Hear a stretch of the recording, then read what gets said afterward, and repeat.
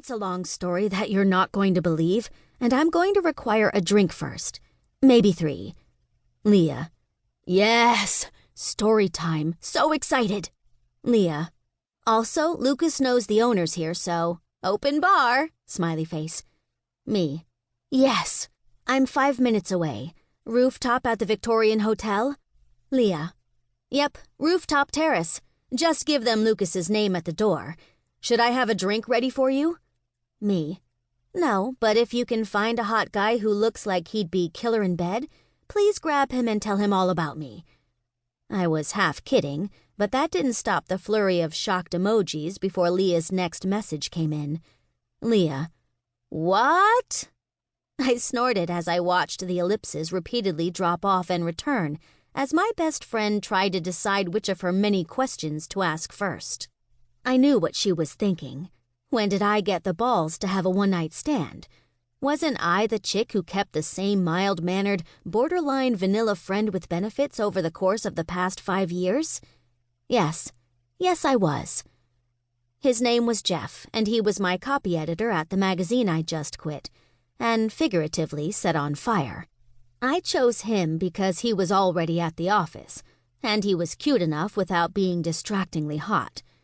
He was pretty good without being great.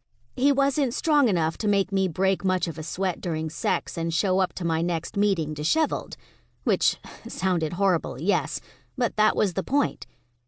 Jeff was just enough to satisfy my libido, but not enough to launch my hormones into crush mode. He got the job done so I could get my job done, and finally earn myself a spot on the masthead like every one of my bosses kept promising I would. For that company, I'd adapted myself to an active but deeply mediocre sex life. And all for nothing. Those dicks, I scowled, as Leah's text finally came in. Leah. Hold on, I'm so confused. WTF is happening? Can you tell me in 1 sentence, please? Me. Fine. Me. Basically, I just snapped and quit June magazine in a way that might get me blacklisted from publishing entirely. So before I launch into disaster control tomorrow, I'm going to make up for all the years of bad sex I had for that company by finding the hottest guy at the bar tonight and having him do everything to me. Once I hit send, I let out a heavy whoosh of a breath. I didn't realize it till a second after sending the text, but apparently my mind was made. I was indulging tonight. In everything. Fuck it. For just one night, I was going to let myself have whatever I wanted, however I wanted, as hard and fucking sweaty as I wanted. In 10 hours, it would be 8 a.m., but till then, every one of my rules would cease to exist. Any fantasy I had, my wish was my own command, because I was both Cinderella and her own fairy godmother at the hotel rooftop ball. Tomorrow it was back to reality. But tonight, I was making every second worth it. Chapter 2. Sarah.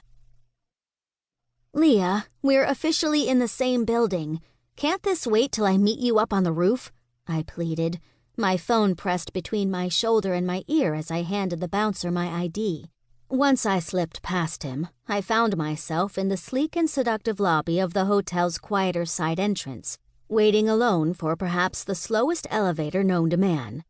No, Sarah, it cannot wait, because you strung me along all night with your cryptic-ass texts.